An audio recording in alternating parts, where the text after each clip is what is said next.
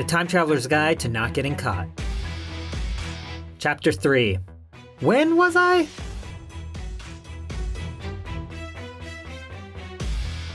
My first thought was, the Russians have hacked my phone.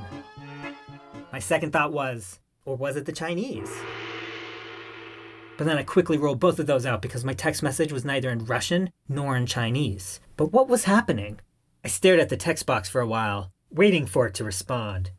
So I took a deep breath, and I ate my last taquito, and then I turned iCarly off because it was one of those episodes in the last season when the show started to go downhill, and instead I went on Facebook where I saw on someone's page I once met at some random thing several years ago, but for some reason we were still Facebook friends, that she just spotted Taylor Swift at a restaurant in New York.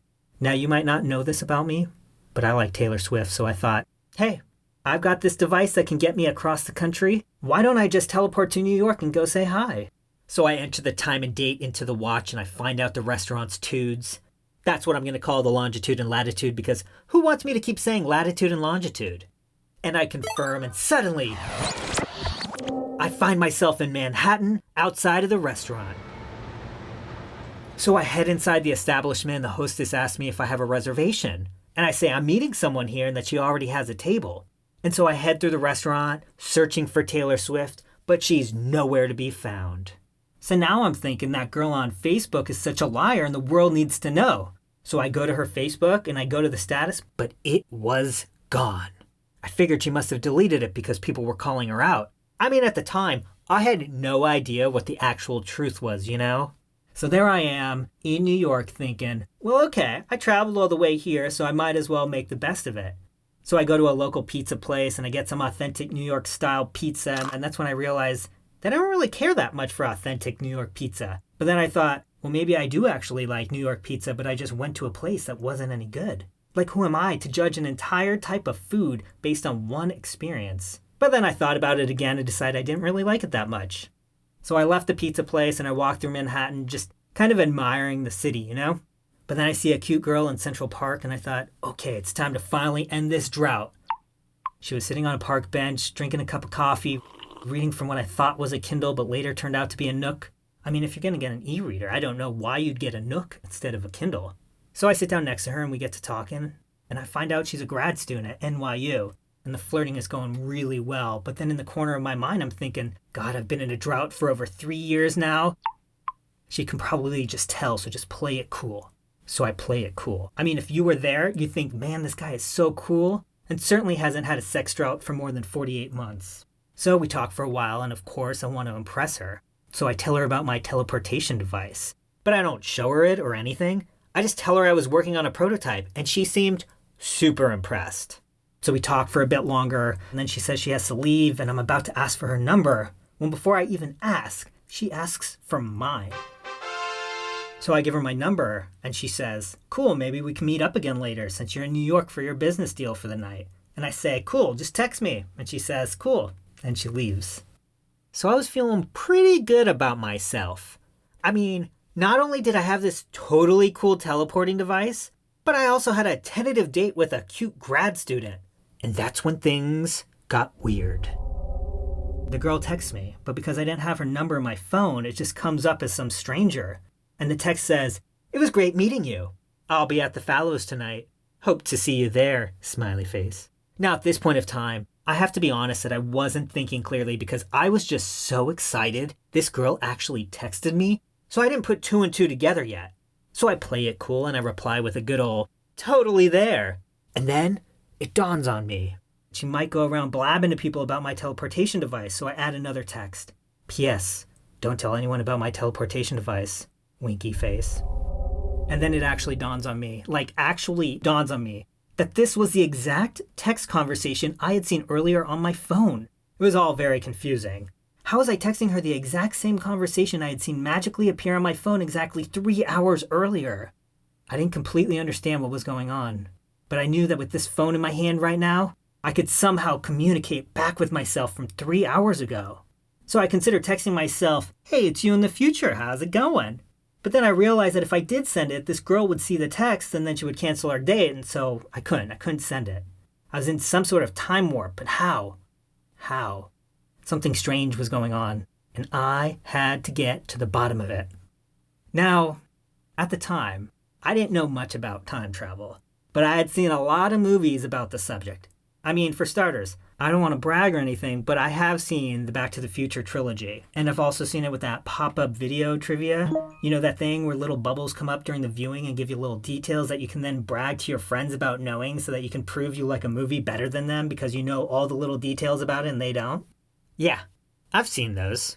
But I'd also seen other time-traveling movies as well, like The Time Traveler's Wife and Men in Black 3, also Hot Tub Time Machine and Hot Tub Time Machine 2.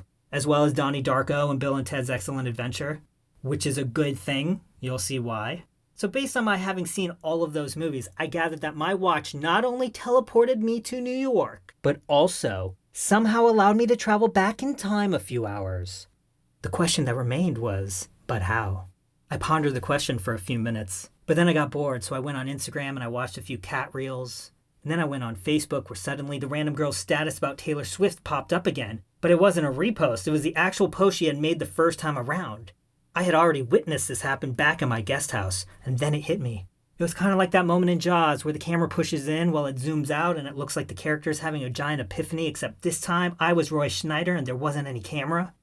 It just so happens that the watch I had found behind the dumpster wasn't a teleportation device, it was a time machine. Well, technically it's both a time machine and a teleportation device because it can relocate me anytime, anywhere. And then the reason I was reliving the last 3 hours is because when I set the time for my New York travel, I set the time using Pacific Standard Time since I live on the West Coast, which was 6 p.m. But when it brought me to New York, it brought me to 6 p.m. New York time, which was really 3 p.m. my time. If I had wanted to travel to New York without time traveling, I would have had to take into account the time zone change and put 9 p.m., which meant Taylor Swift has dinner really late. I mean, that can't be good for her digestive system. For a brief moment, I felt bad for assuming that girl on Facebook was a liar, but I quickly got past that and focused on the most pressing matter at hand. What was I gonna wear when I met up with that girl at the Fallows tonight? I mean, I can't see her again wearing the same schlubby clothes. I gotta wear something nice. After that, I decided I would teleport home and put on better clothes. I focused on the fact that I now had a time machine and not only could I go anywhere in the world, but I could go at any time. But then I decided all that can wait, but my date can't. So I put in the time and date and tudes into my time machine to take me back to change, but instead of asking me to confirm, an error message came up. It was weird. I mean, a lot of things have been weird lately, but this was also weird on top of that.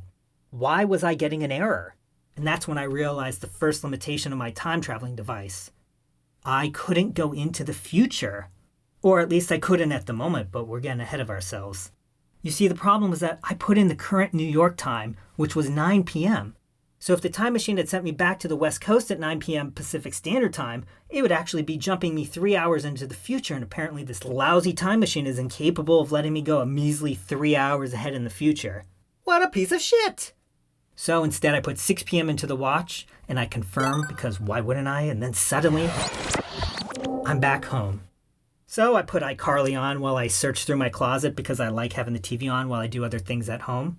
But then I get wrapped up in that episode and I just wind up watching it, and then the next episode was even better, and the next thing I knew, I had binged all night and missed my date. At first I thought, well, I probably would have been rejected by her anyway. And my second thought was, wait, I have a time machine, so I'll never miss a date ever again. So I get dressed in my best clothes and I enter the proper time of my time machine so that I wind up right on time, and it asked me to confirm. And what did I do? Well, I didn't do anything because I realized I had to pee first, and I didn't want to travel with a full bladder and then have to use the restroom there, so I thought it was best for me to use my bathroom first before I go time traveling. So I relieved myself, and then I confirmed.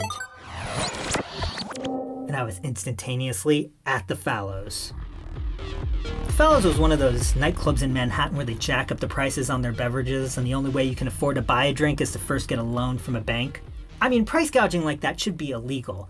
I'm not saying all alcohol should be illegal or anything, because I saw firsthand in Chicago in the 1920s what making alcohol illegal did to society, and it isn't good. So anyway, I'm at the club and the place is just super dark, and I realized I can barely see anyone's faces. And then I thought back and I realized I barely even remembered what this girl looked like because I kept glancing at her cleavage. Hey, you would be looking too if you had been in a sex drought for more than 5 years. So there I was in the club, looking for a girl by searching for her cleavage.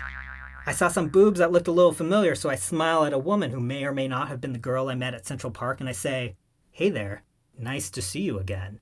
And the girl looks at me like I'm some sort of creep and then walks away.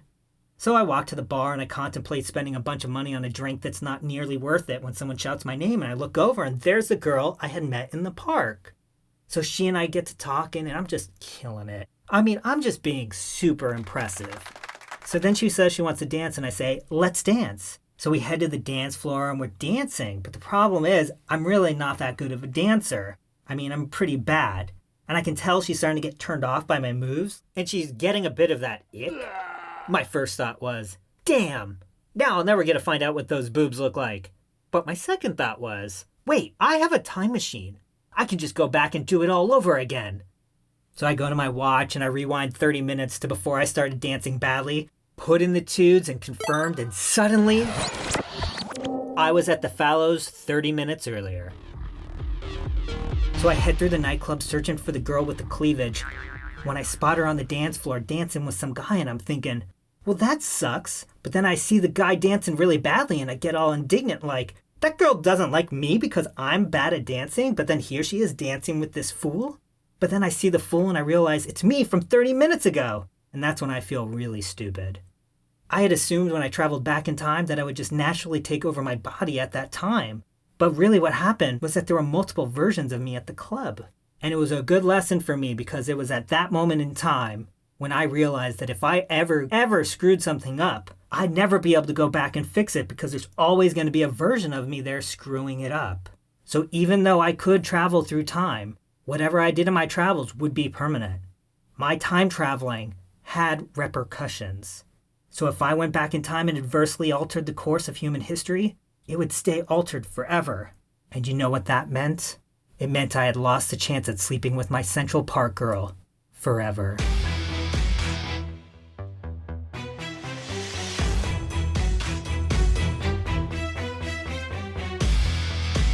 Thanks for listening, and please subscribe and rate the podcast to help me get more of the positive attention I so sorely need. Follow the show on Instagram at Time Traveler's Guide Podcast and me at Anonymous Time Traveler 69. New episodes out Thursday nights at 8.